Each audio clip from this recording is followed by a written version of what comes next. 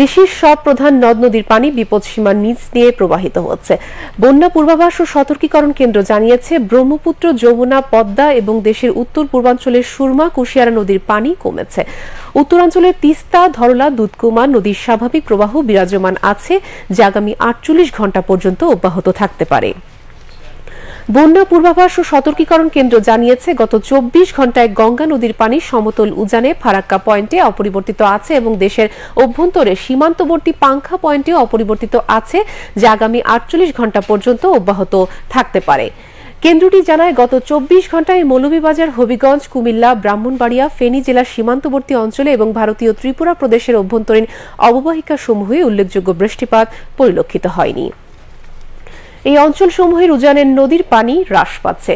আবহাওয়া সংস্থাসমূহের তথ্য অনুযায়ী আগামী 24 ঘণ্টায় এই অঞ্চলে এবং তৎসংলগ্ন উজানে ভারী বৃষ্টিপাতের সম্ভাবনা নেই। ফলে এ সময় মনু, খোয়াই, ফেনী, মুহুরী, গোমতী, তিতাস নদীর পানি কমা অব্যাহত থাকতে পারে।